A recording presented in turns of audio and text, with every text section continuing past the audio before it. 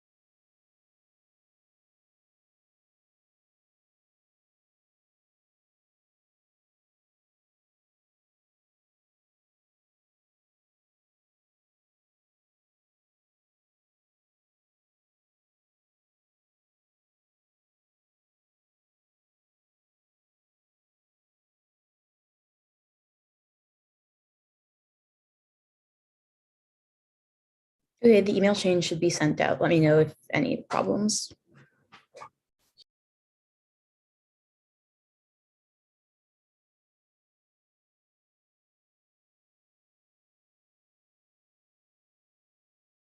Yeah, we got the email. We're ready to start whenever.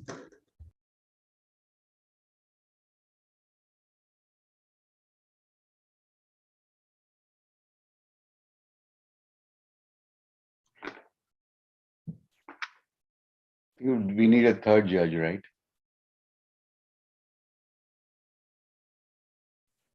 I believe all three judges are here, Nicole Tomarazzo, Alec Bolton, and I believe Sandeep, you are also a judge? Yes.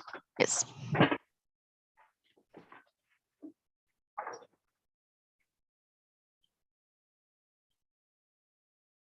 right, Bronx Science is ready to begin. Introduce yourself. I'll turn my mic off. I need to turn that off.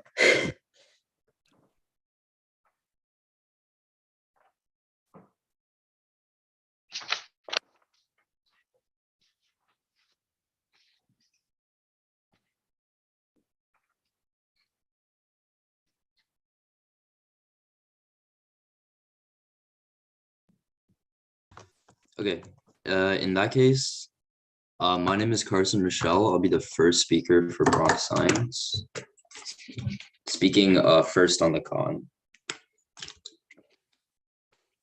Before you get started, I'm hoping you have read my paradigm, but a couple of things I really want to make sure you understand. I do not like badgering other parties. So if there's something going on and you just hammer that point 5 times, it doesn't impress me. Actually, I take points off. So be very careful when you do that. That's number one. Second is be respectful for each other. You guys are awesome. You are at this level, which is like, in the top in the nation. I expect more of you guys than of anybody else. So please be respectful to others. Okay. Third thing is don't throw a lot of references and a lot of evidence to support your point. Just use one of the most impactful that you want to make sure that's impactful and use that. So those are 3 of my things, but being respectful and not badgering others is really critical to me.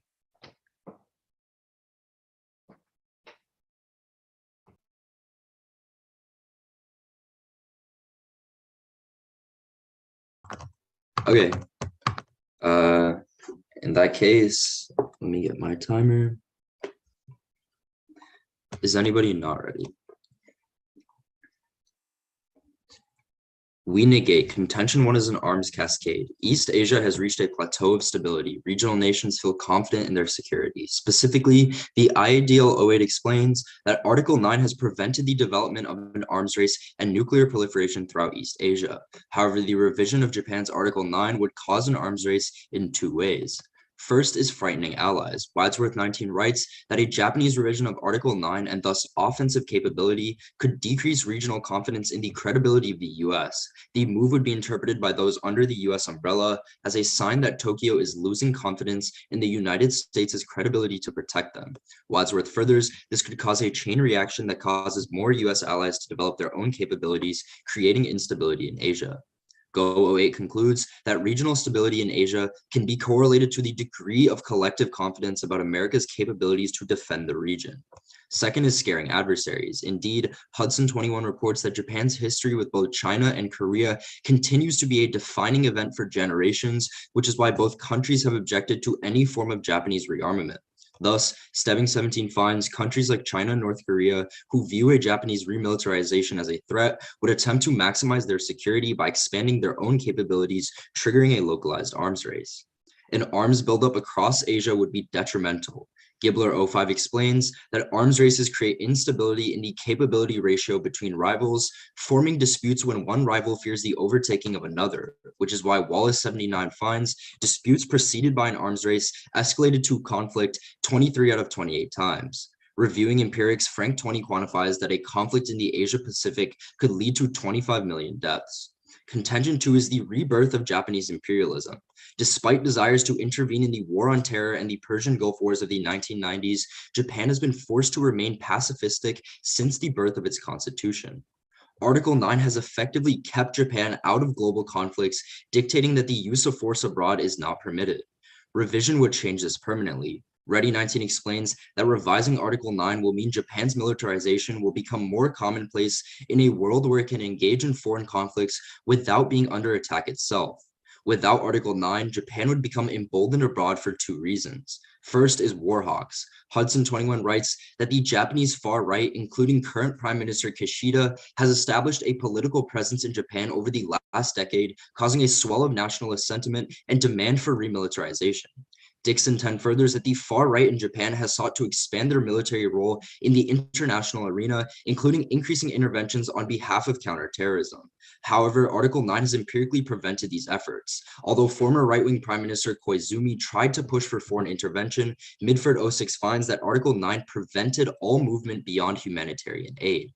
Second is the military-industrial complex. Collusion between the Japanese government and contractors have been intensifying. Hughes 10 finds that retired bureaucrats and officers are consistently placed on the board of companies, and the creation of the LDP's defense tribe consists of policymakers seeking to broader policy on weapons acquisition. Cox 14 writes that the military-industrial complex shapes and defines foreign policy, pushing for intervention into foreign conflicts to maximize profits. Japanese intervention abroad would be detrimental. Japanese intervention would likely be in the Middle East. Lamont 19 explains there are clear strategic motives since Japan is dependent on it for energy, importing close to 90% of its crude oil from the region. As an additional actor who either has to be defeated militarily or consent to agreements, Bader 18 finds that non-humanitarian foreign interventions have a divisive effect that worsens civil conflict. Generally, PSD 16 quantifies that foreign military interventions reduce physical quality of life based on life expectancy to 20% of what it was before the intervention. More specifically, Ahmed 16 clarifies that total deaths from Western interventions in Iraq and Afghanistan alone likely constitute around 4 million people. For those reasons, we are very proud to engage.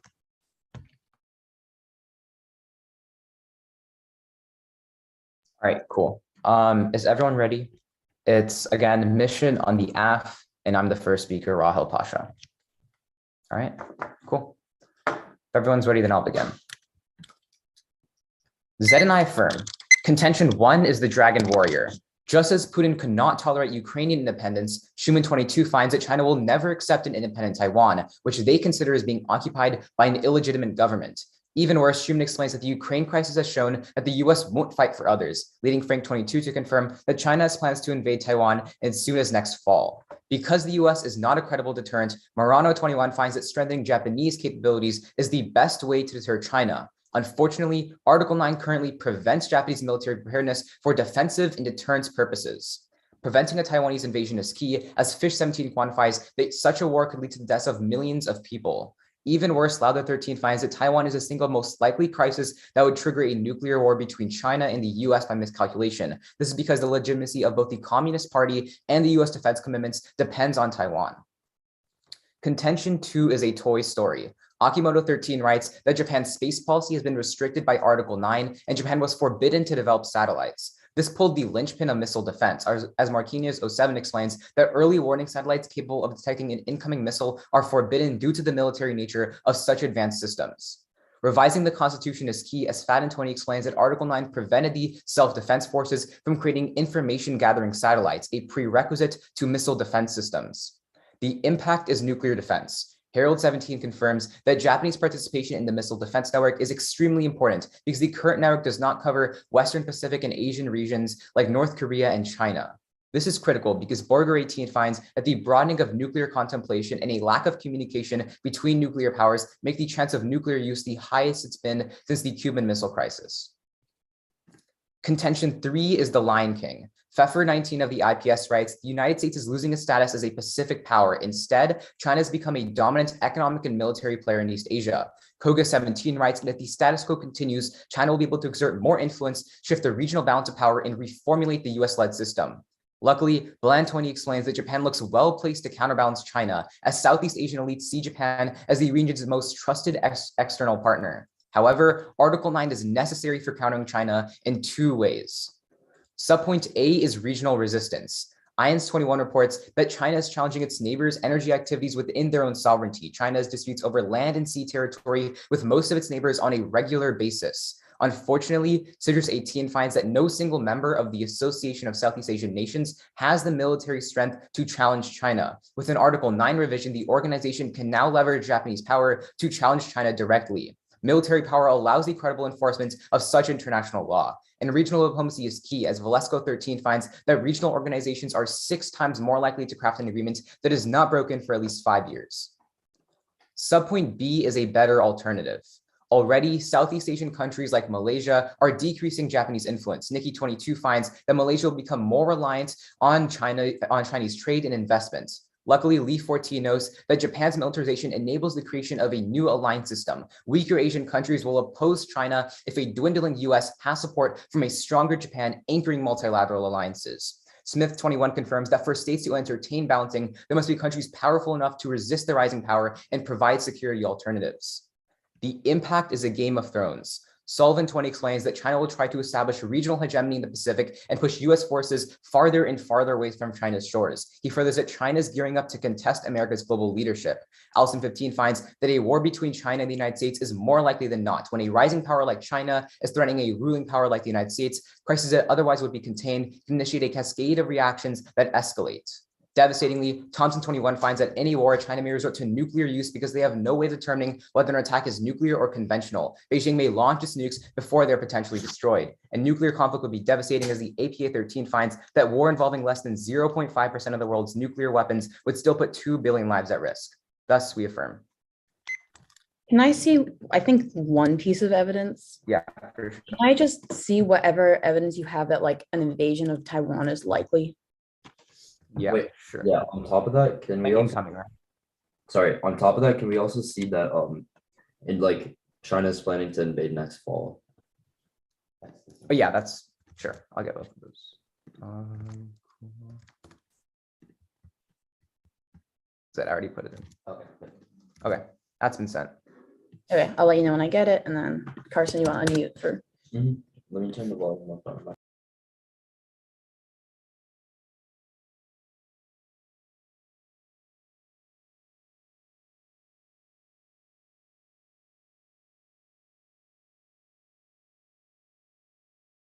All right, Viv just got it, so are we cool for cross? Yeah, Okay, starting time now. Can I take the first question? of course. Let's talk about let's talk about the idea of like a shifting, or let's talk about the better alternative idea under your contention 3, right? You say that countries right now like Malaysia are becoming increasingly dependent on China, right? Yep. So if they have like dependencies on China, like you say, Malaysia for energy or other resources, how does a military increase in Japan change this dependency whatsoever? Aren't they still forced in the end to fall on the side of Chinese hegemony if they're so dependent? So it's not about resources, it's more about trade and investment. Malaysia already has tons of their own resources that through domestic industries they can extract and then use. The thing is that right now these countries are shifting towards China and they're fearful of challenging China's hegemony or rising growth, right? When Japan offers an alternative, a new security alliance, then they're more likely to accept Japan because they're more trusted generally than like China. But you just said that there's this dependency on trade with China, right? So if they're always going to be dependent on trade, how does a shift to a Japanese market change that? Right now, their economies are so intertwined, right? Malaysia is so dependent on the imports from China and so dependent on exporting from China. A revision of Article 9 doesn't change this, right? It's not like they can change their dependency overnight. Again, it's not going to happen overnight. It's going to take time, but countries can always change their dependency. For example, countries in Europe right now are changing their like energy dependency on Russia and moving away. But also, apart from the economics of the situation, they are also able to gain control of like Japan's security once they revise Article 9 and then get all the benefits of added security, which is what most of our arguments about. Can I ask a question? Yeah. All right. So let's talk about your first argument about adversaries, right? You say that China and Korea are going to be opposed to Japan militarizing. So specifically on South Korea. It's North Korea, not North Korea. All right. Yeah. All right. That makes sense. In that case, we'll respond to it in rebuttal. Can I ask a question on your second argument though? Yeah. All right. So you say in your first part that all of these far-right politicians in Japan are going to start pushing for more foreign interventions. So they are already pushing for foreign interventions. Okay, so like where have they done this so far? So they've pushed for this in the Persian Gulf War in the 1990s. They pushed for this in the war in Iraq in 2003. They pushed for this in Afghanistan and the Middle East multiple times in the past. Okay, so then doesn't that make this non-unique? Like if they haven't revised Article 9 and they're already doing these interventions. This is really crucial because the war hawks within Japan really want to intervene in the Middle East, and they've pushed to intervene multiple times, but they have not been able to because the single thing that is stopping them from actually being able to go in is Article 9.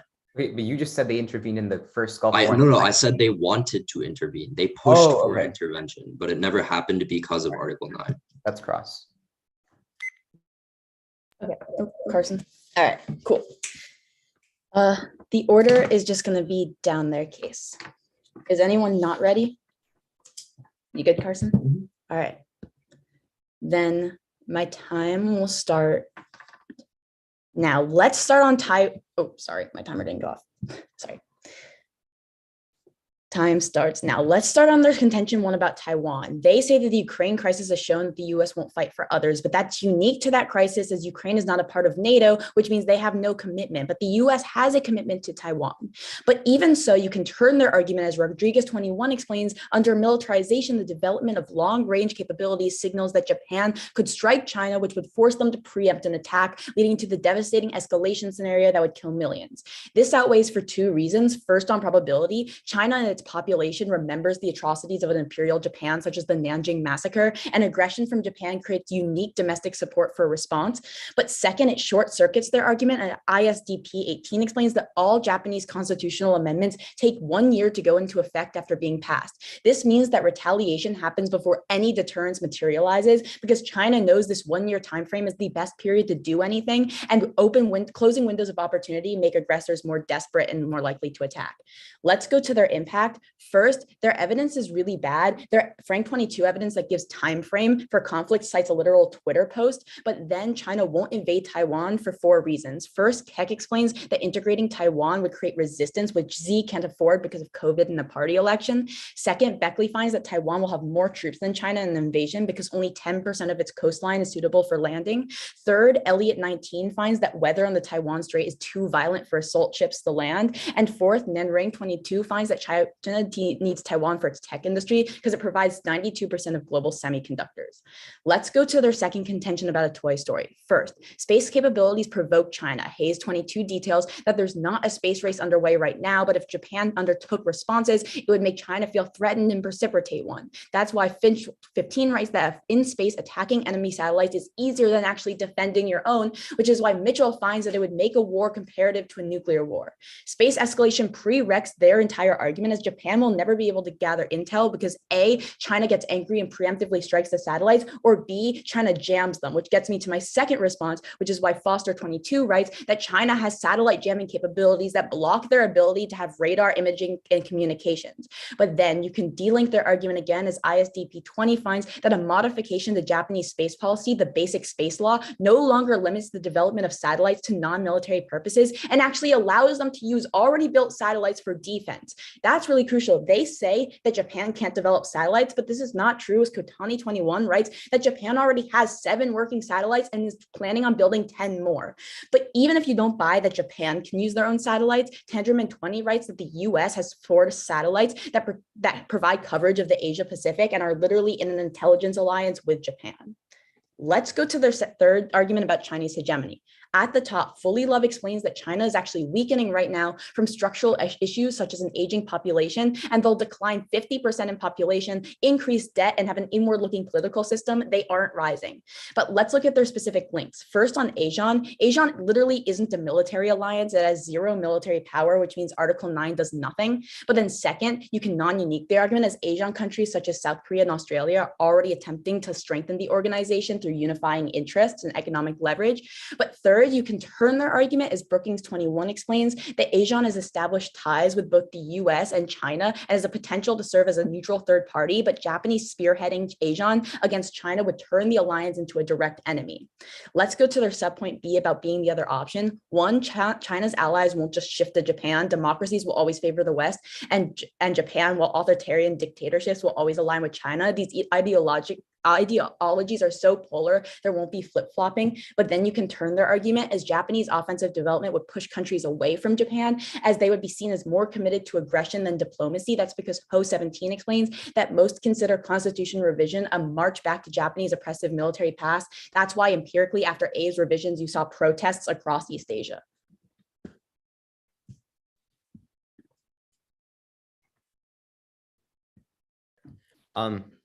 So you mind if I see two pieces of evidence before we take our preparation time? So first, can I see the first piece of evidence that you read in response to my third contention that says China's weakening? And then the second piece of evidence would be the last response that you read from Ho. Ho, got it.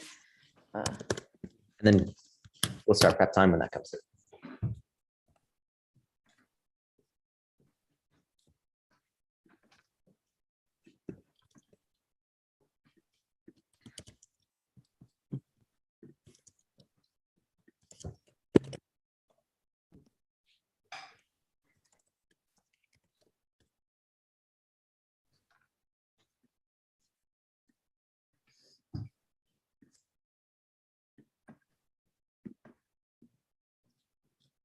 Okay, got one, gonna do the other. It's the Ho evidence.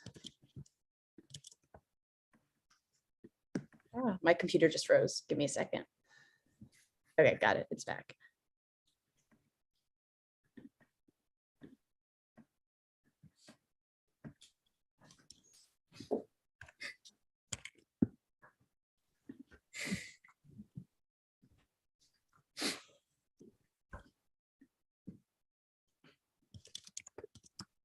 That froze again. No problem. Okay, it keeps like freezing and unfreezing. No, it like actually keeps freezing and unfreezing.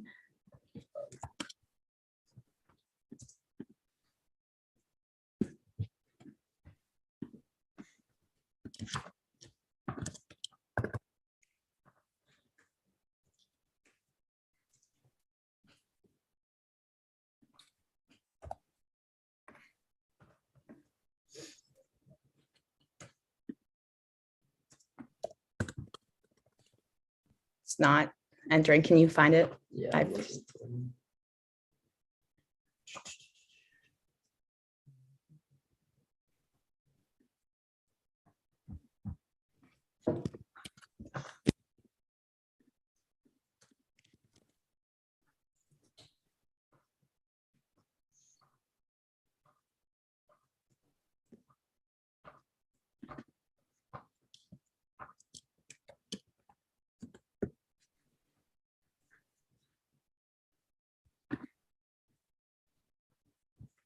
My computer's completely Oh, frozen. wait. You have it, Ho?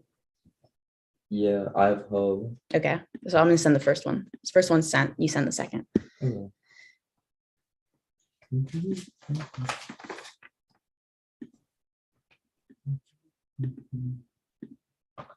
Okay. Reply now. Okay. It's sent.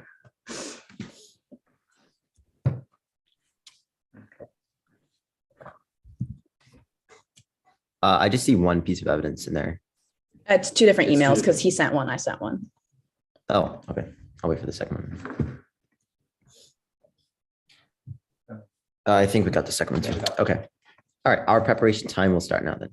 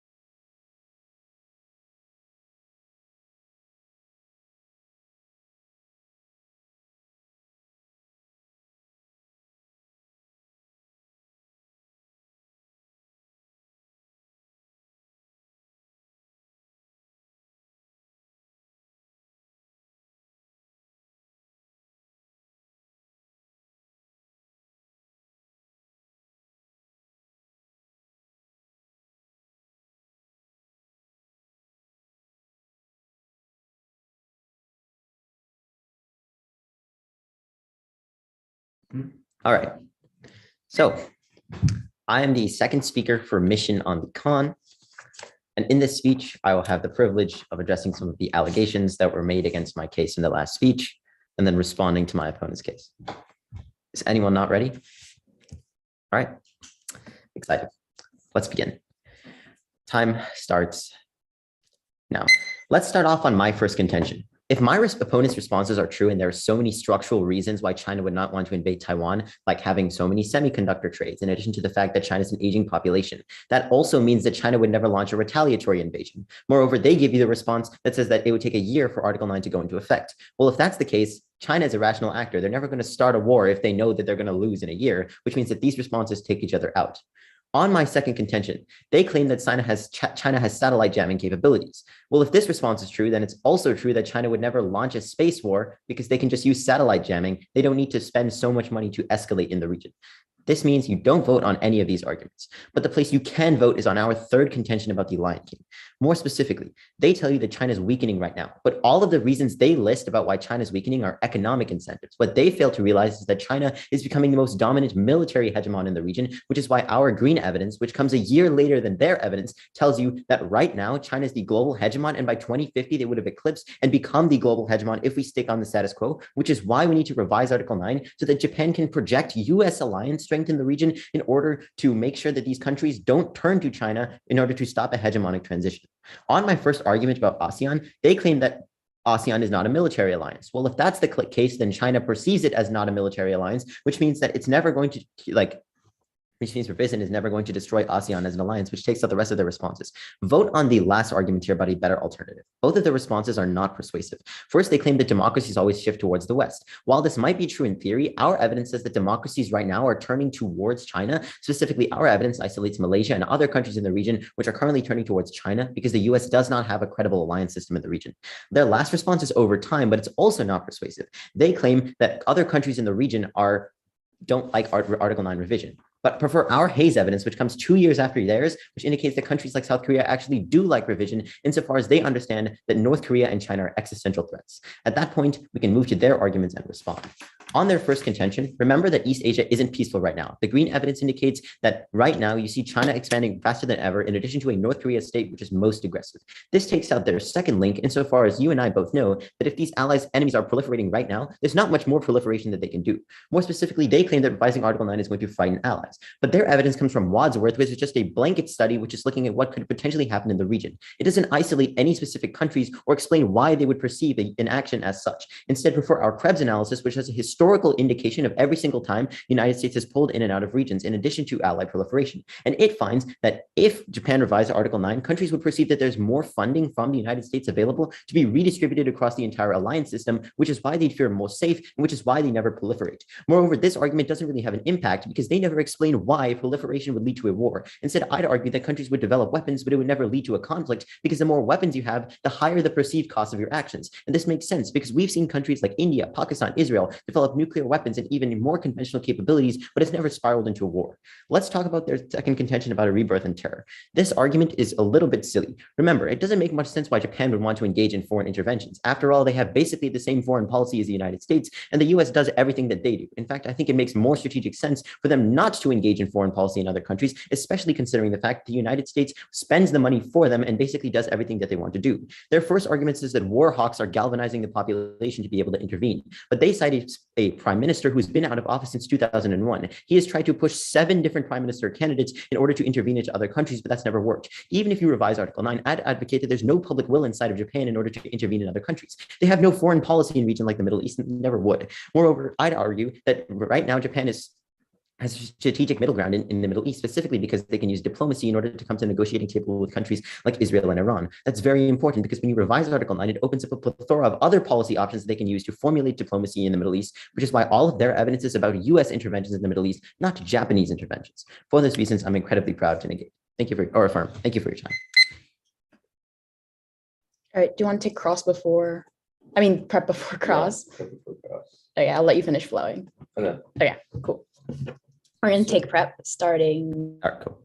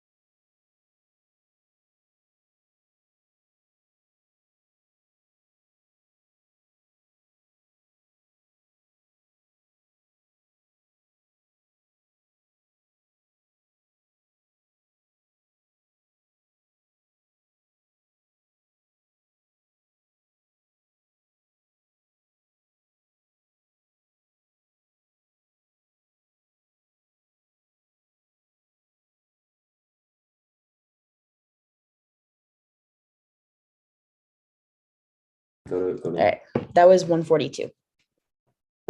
Are you ready for crossfire? Yeah, Is it okay if I get the first question? absolutely. Okay. So you talk about how South Korea actually likes revision, right? Yeah. So what about the rest of like East Asian countries, especially the ones that you already outlined that Japan needs to like strengthen their alliance with? Because I'd say like Japan and South Korea already are pretty much on the same page.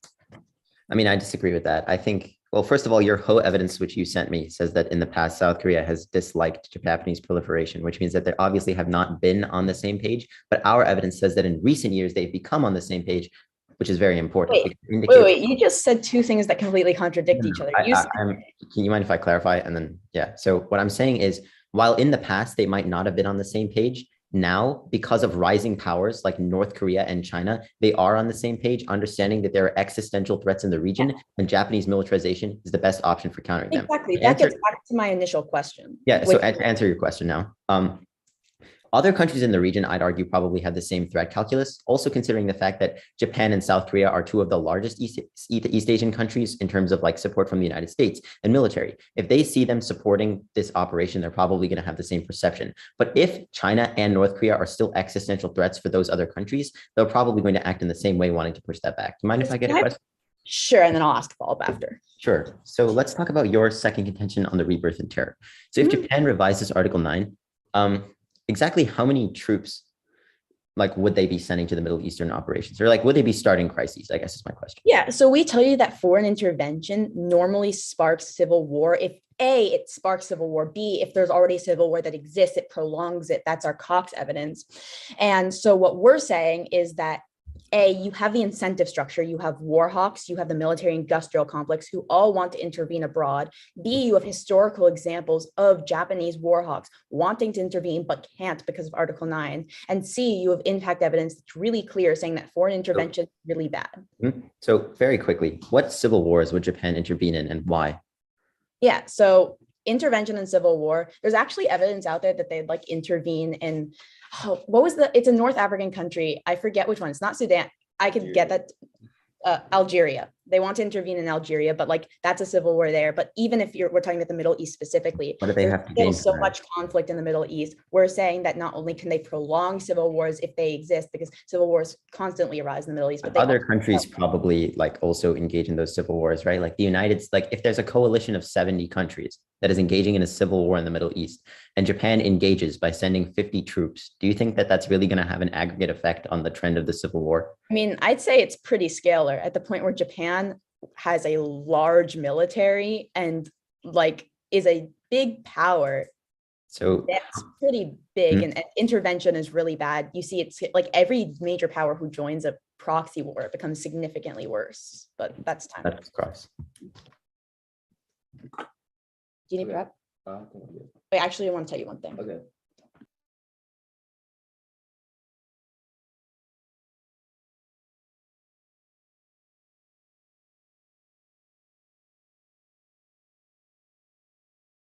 Right. Yeah, right. That was 11 seconds.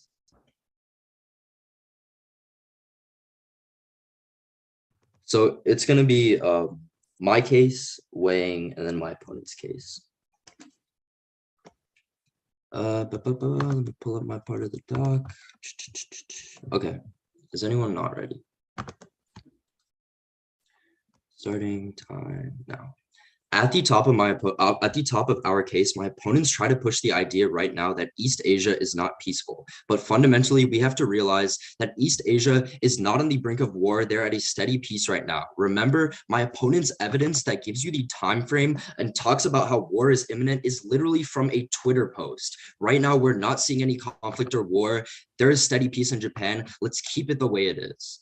Look to our second argument about Japanese imperialism, the cleanest place to vote in the round. We tell you that despite past attempts to intervene in foreign conflicts like the Gulf War, Japan's Article 9 has barred them from doing so. But after revision, Japan would intervene abroad because of war hawks. The Japanese government is ridden with right-wing nationalist hawks that are eager for conflict and push for interventions abroad. But secondly, the military-industrial complex has already infiltrated the Japanese government and wants to maximize profits. This is detrimental because Japan is very energy dependent on the Middle East, meaning intervention would likely manifest there, causing instability, exacerbating civil conflicts, which our evidence says have already killed 4 million people directly because of Western interventions. My opponents say a couple of responses. First, they say that Japan basically has the same foreign policy as the US, and this means they would never intervene.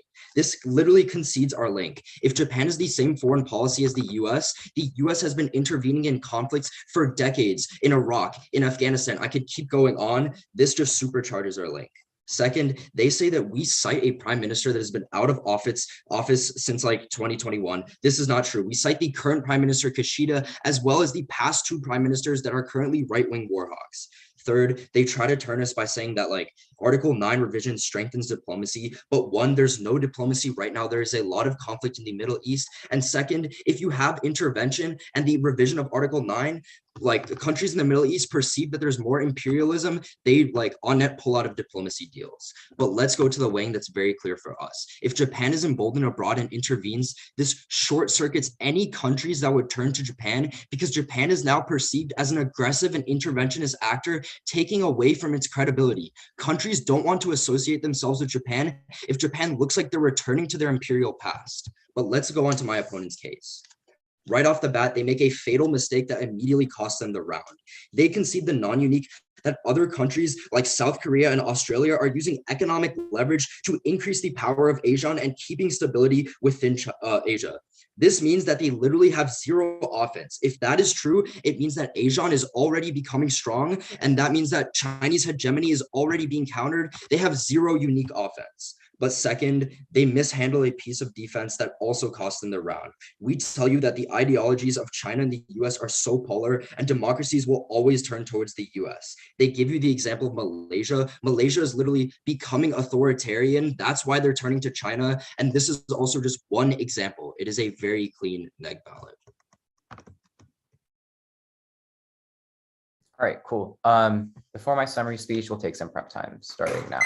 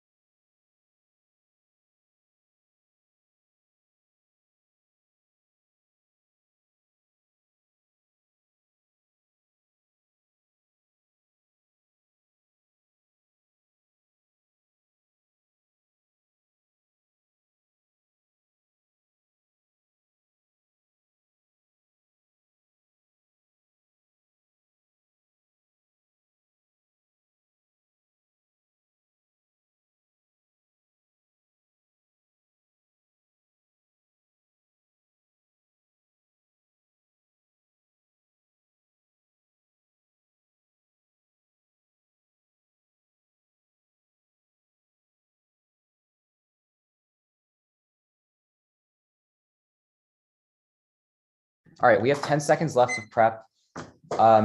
This is, again, the affirmative summary speech from Mission. In this speech, I'll start off by explaining our third argument, sort of defending it, and then go on to weighing and comparing all the arguments in the round, and then refuting our opponents. Everyone ready? All right, again, starting on our third argument. All right. You're going to be voting on our third argument about the Lion King. What we tell you is that the US military power in the Pacific is deteriorating at the moment. That's the green evidence. This is from 2022. It's been uncontested the entire round. If we continue on the current trajectory, China's expansionism will be able to provoke and escalate conflicts that potentially go nuclear and threaten over 2 billion lives. The only way of stopping this is through anchoring multilateral alliances through Japan's revision of Article 9. This allows Japan to replace Chinese reliance and provide security, military security to countries in the Asia Pacific region, like the Southeast Asian countries and South Korea.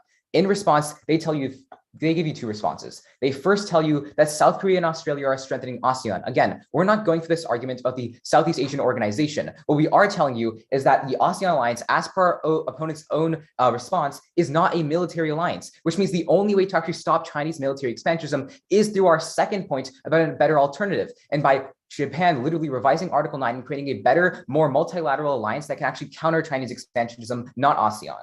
Their second and final response is that these democratic countries in the Asia Pacific region will always turn to the United States because the US is also democratic. Well, they've given you the example of Malaysia, which is right now turning more authoritarian and modeling after China, which proves that Chinese influence will be able to change the shift, the regional system that the US has built for decades. But second and most importantly, countries always want to prioritize their national security. Even if the US is democratic, they don't want to challenge China because China will be able to exert more influence, invade their sovereignty and such. And that's why right now they're shifting towards China. And the only way of stopping that is by Japan providing security to them so they don't need to do this. At that point, the weighing here is very critical. Their case is all about Japan doing foreign interventions, but ours is so much more important. First, obviously on a magnitude scale, this is a great power conflict between China and the United States that could escalate to a nuclear war that's so much bigger. But more importantly, when Japan and these East Asian countries are so focused on like wars in their own region, they don't have time to do interventions in other countries, which completely takes out their case. But secondly, remember that right now, the US reputation has been almost like the US has done tons of interventions in all these countries. They cite Iraq and Afghanistan, but we've still had strong alliances after that, which means that Japan won't destroy their alliances, which takes out their weighing.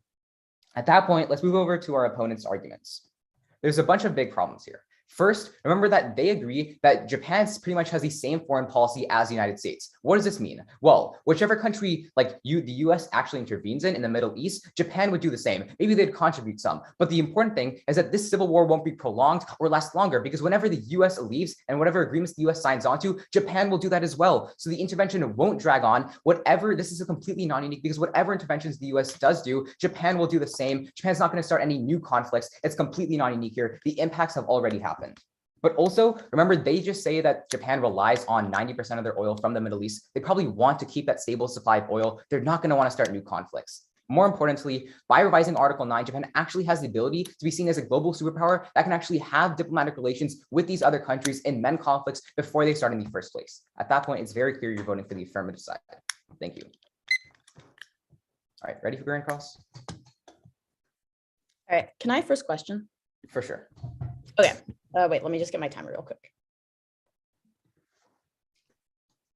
At the point where you concede that China perceives ASEAN as a military alliance, but you also concede the fact that ASEAN already is being strengthened by countries such as South Korea and Australia, doesn't that mean that per your internal link, ASEAN is strong enough to counter Chinese hegemony and stop a great power war? I didn't say the first thing. Maybe I misspoke or you misheard, but I mean, you did in rebuttal when frontlining. No, we said the exact opposite. In rebuttal, we said that ASEAN is not a military alliance, as per your own response. Exactly. Both sides have agreed that ASEAN is not military. It can't counter China's military. Yeah, but you So regardless of frontlined their my response. How I have it flowed is that you frontlined my response by saying that China perceives it as a military alliance, even if it is. I Wait. frontlined your response by saying that China does not perceive it as a military alliance, and because of that, It takes out your turn. Because of that, no Japanese militarization will change that perception because China fundamentally believes that ASEAN is not military. there for military purposes. In flow That's the speak, response. we conceded the defense to take out your turn. No, yeah, I know that, but like I got another Hold on, additional then frontline, but whatever. Yeah, it's the question. All right, cool. Yeah, let's go back to your impact of foreign interventions, right? So your impact evidence, right, about how foreign interventions reduces the quality of life and can prolong conflict, right? Is that every single new country that intervenes or the intervention in the civil war itself as a whole? Specifically, which piece of evidence are you talking about? I mean, you extended the 4 million stuff. Right, so our 4 million evidence says that foreign interventions into Iraq and Afghanistan have killed 4 million. And that was like a one country actor. That Yeah. foreign intervention was the US. So like if the Japan intervenes as It was a the US coalition. Yeah, And there was like so 30 it's- different. yeah, it's 30 different Yeah, there countries. was 30 We different intervened Our and- evidence specifically outlines the US and the UK as the primary actors behind this, which is Yeah. really crucial and leads me to my next question, which is that if Japan is mirroring exactly the US's foreign policy, like you say, and then you also concede that US foreign policy has directly slaughtered 4 million people in the Middle East, how is that anything that's like beneficial? How is So, that like a mitigation? When I say they're mirroring foreign policy, I mean they're going to intervene in the same conflicts and they're going to leave the same conflicts when the US does. I didn't say Japan's not going to send the same amount of military force as the United States. One, they don't have the productive capacity to do so. And secondly, you don't read any evidence that Japan is literally going to send the same amount of troops as the United States. What they will do is probably contribute some amount of forces to the US, which doesn't make that big of a difference because, again, the war has already started. The US, the biggest player in the region, has already intervened. Like, the impact's already happening. So That's why basically, they already have the same incentive as the United States to intervene in these conflicts. They have the same goal, but the mechanism by which they achieve that goal is drastically different. The United States is a hard hitter who uses massive power, whereas our argument is that Japan would contribute, but not the same magnitude, which is why you don't access your impact. That's not what you say in summary. You say they follow exactly what the US does. They have the same goals, but they achieve them by different methods. Okay. We're gonna take, wait, it was 147 plus 11. So that's like a minute left. Yeah, about. I'll take a minute. All right, time starts now.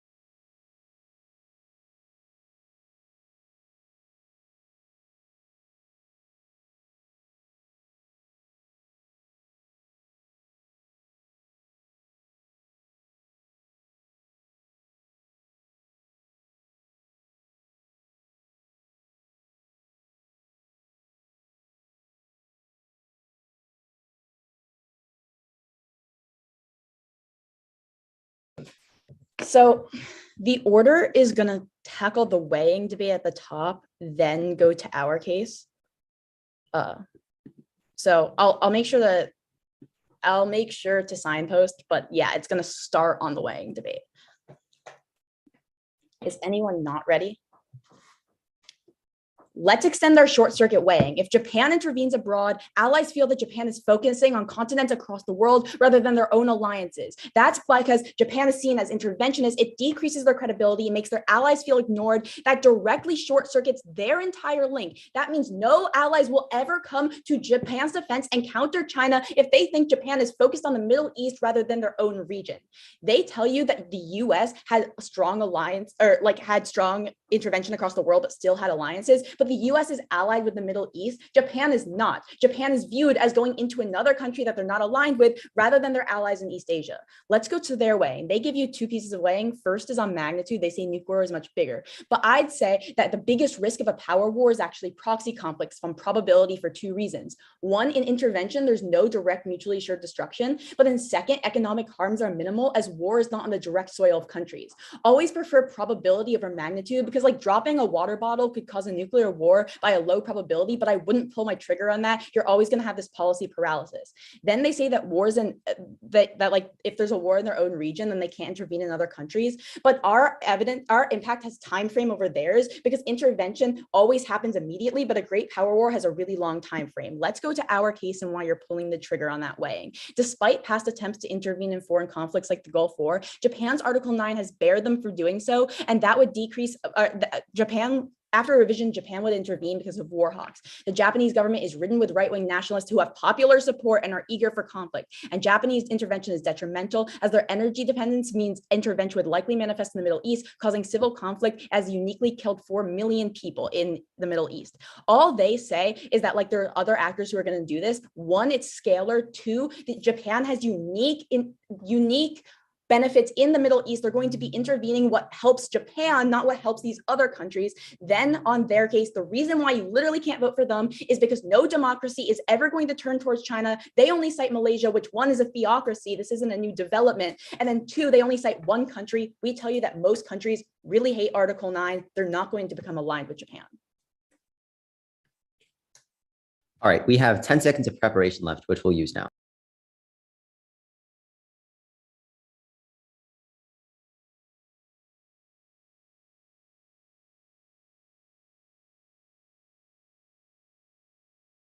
Okay. All right. Is anyone not ready? The order of this speech is going to be talking about the world. Nothing fancy, very simple. Anyone not ready? My time begins now. Foreign policy is a cake with two ingredients: intent and capability. Remember, even if Japan has the same intent as the United States to intervene in foreign conflicts, they do not have the same capability, which is why my opponent's response utterly does not apply. Our argument is that Japan, like the United States, intervenes into conflicts where they have absolutely no business being there. They have no relationship with the government. They're essentially just intervening to further their own influence and their interests of the military industrial complex.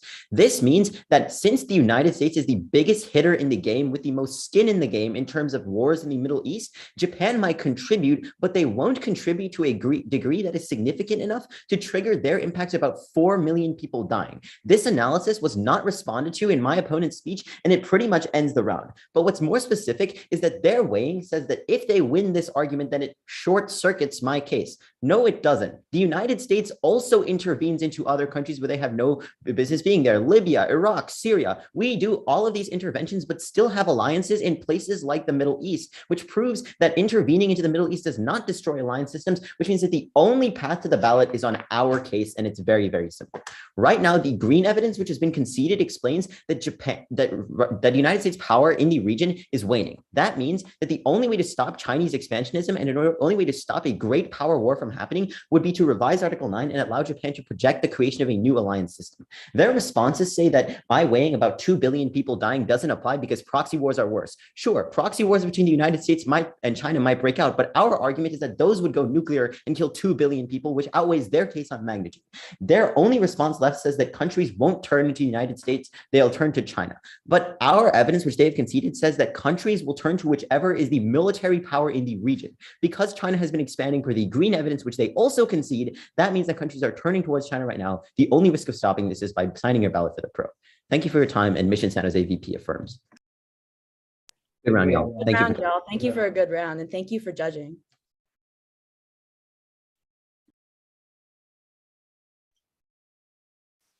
Give us like 5-7 minutes to sort it through, and we'll respond, and then we'll come back.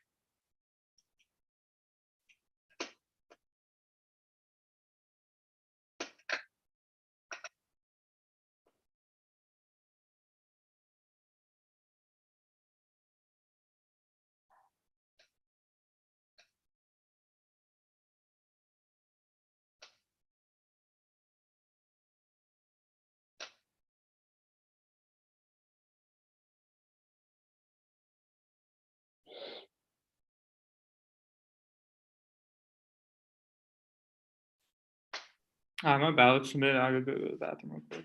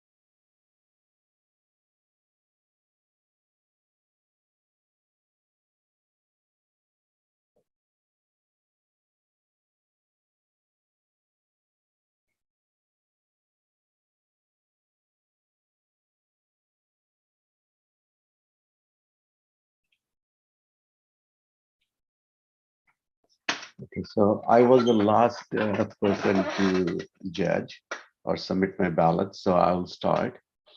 So the decision was for the F2-1. So I'll just go through. I was one of the one who voted for apps. So let me explain you my thinking as why I did that. to me, the entire debate came to one singular point, and the point was, is the status quo in the region sufficient as what it is right now? And I know I understand what you were thinking, like next were talking about in terms of foreign intervention and the impact and all those things. That was very valid point. And given the Japanese history of World War II and other in historically perspective, I can see that happening. But at this particular time, the way I looked into all the both sides of debate is basically revising Article 9 is the only way to check the power of China in the region. And I totally agree with the apps around the regional alliances in terms of Australia, China, Australia, Japan, Korea, coming together to take the power of growing military power of China. And China's power is not only growing in Asia, whether you talk about Malaysia, you talk about Philippines, or you talk about Africa, the economic power is coming from the military power. And that's why I sided with the apps on this debate. All right, I guess I'll go next. Obviously, I did, of course, vote for the neg, but I do want to say that this was a really tight round for me. Af, you've got some interesting rhetoric going on with your analogies that I found very engaging to listen to. So especially at this point in a tournament of champions, there's no shame. It's not like you did something drastically wrong. It was just, for me, everything sort of went back and forth like clockwork, to where it almost felt like everything washed itself out. What I ended up voting on is basically I bought that Japan would follow in the United States footsteps. But the problem is, if Japan does that, they don't have the same standing or history. And even only going in the same places as the US, the response to them isn't going to be the same, because the US has had the largest military by leaps of magnitude for decades. They have been interfering in places where they don't belong and aren't wanted for decades. And basically it's the globe's big brother that you can't, whether you like them there or not, they're just going to do them, and you have to find the best way to work with them. Japan is going to be smaller. They don't have that kind of influence. And so no matter how they follow in the United States footsteps, I just don't, with their imperialist history, with the history of war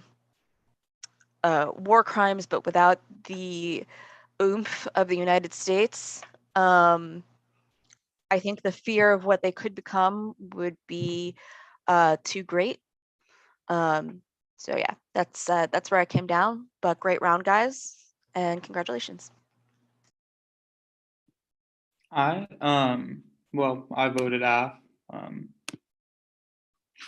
Yeah, so for me this round, I mean, I think it was kind of straightforward. I like this round. It was a good round. Even kind of from the beginning, this was funny. The neg, you structured your C1 like the same way I structured NFU cases with my kids, and AF, you had a lot of similar contention names as ones that I used in high school. So I just noticed that was kind of funny for both sides. But in terms of the way the round came down, so I'll start on the weighing. The issue with the neg is you kind of switch up your warrant going from summary to final. Summary, it's like the imperialist. Yeah, you see, in summary, it's like the imperialist perception stuff. And then in final, it's like, oh, foreign engagement means I don't know that your engagement is solely with me, kind of like you're friends with them, so you might not be friends with me kind of thing. And that little switch up made it difficult for me to evaluate the prereq. And even more than that, I think the response is legitimate. the US has been doing this, Japan hasn't. The response to that isn't really fleshed out, which is just like, oh, but Japan doesn't really do this. And it's like, well, I don't really know how much that grants you offense or the prereq on their case. Maybe it makes it more difficult for the Japanese alliances to come together. So I guess this is why I'm starting with that. That's the most legitimate thing that has influenced offense in this round. Coming off of that, all I know is the AF link is maybe a little muddled. The issue is I don't think the neg has much of a case after final. I don't really know why Japanese engagement is scalar. It's just kind of asserted and it's not really explained. And the only impact I get is generally about interventions and like the two largest interventions in the Middle East. It didn't influence the ballot, but I would just say like you generally want to be careful because they, there have been other interventions in the Middle East since then, and they could have called y'all out.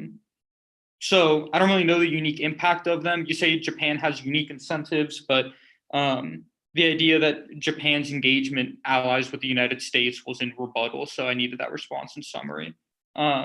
Japan isn't allied. That's like new implications in final. The weighing I think was fine, like that the proxy wars. Like I think that was fine being new in final. Like I don't know why people freak out about weighing. Well, they freak out because sometimes people read probability weighing and they just like insert a response, i.e. yeah.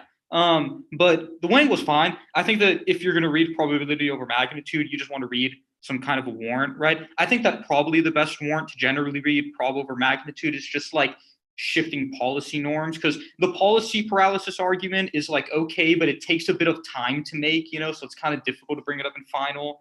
I like the water bottle example, but I think how quickly you go through it, it takes judges like a second sometimes, and so you want to be careful with metaphors. But I think generally the weighing was fine. The issue is I don't think that they're accessing case, right? So why don't I default neg? Well, AF uniqueness is conceded, right? So at this point, it's like, do I think AF wins any risk that they develop alliances? And yeah, I think they win some risk. I mean, the response is, one, it's only about Malaysia, which was already a theocracy, right? Well, the response is kind of over time, but even if I'm buying the response, it's kind of new and it's just kind of asserted, and I don't really know how true it is. I don't know what's up with Malaysia, but they give me this evidence that appears to be talking about Malaysia. And they also say it talks about all these other things and they describe a general trend in the region. Also, I'm not even sure, AF, I don't know why you spent time. I'm not sure you need to win this response in order to win your case. All you need to win is that China war is happening and that Japan can counter them. You can win that just winning a deterrence link.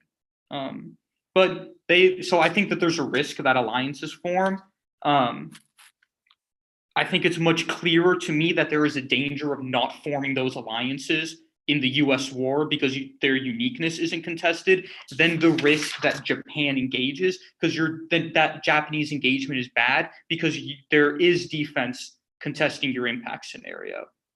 So just because of where defense was emphasized, I think that kind of kicks off the weighing, and there's a clear way for me to vote AF. If y'all have any questions about that, you can go right ahead. I'm fine with people. Yeah, I have a quick question. So given that like you buy the probability warrants in final, in like the problem was mostly just like our link story in case, and also given the fact that like I like from what I'm understanding, like the problem wasn't that they had responses, but more like our actual link story.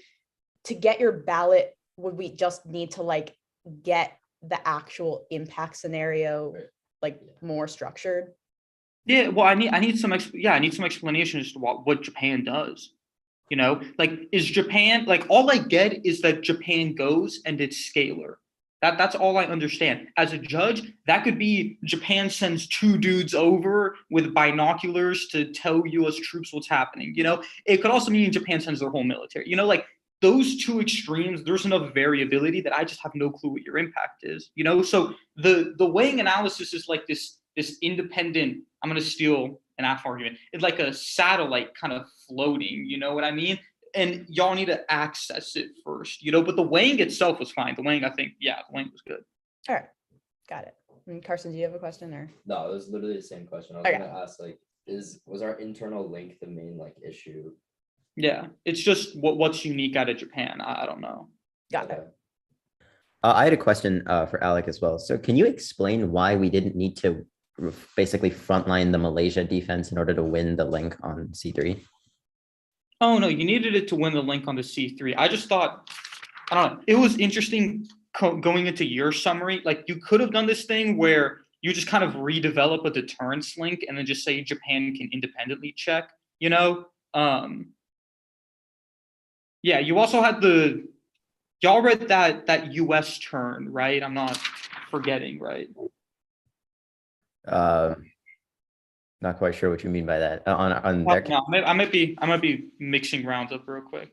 But no, I think that you can always recreate deterrence links whenever you're winning China war scenarios, right? Independent of regionalism. Because if Japan's an independent military, even if the alliances don't necessarily work, Japan still has an incentive to protect them because they want to form alliances, right? Same reason the United States tries to protect Ukraine, even though Ukraine's not in NATO, right? It's like, even though formal alliances fail, if Japan develops a military that's capable of deterring China, that's an independent reason China is worried, I guess. That might not be the right word. They might be more precautious about engaging violently with allies, with potential allies of Japan. You know, like there's an informality that extends deterrence.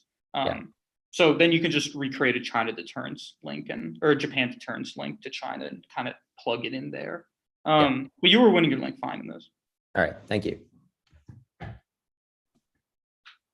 All right, that's it for us then. Thank you all for judging. Thank you for a great Thank you round. and good luck, y'all. Thanks. Yeah, Good good luck, luck, y'all. guys. Thanks, guys. Congratulations.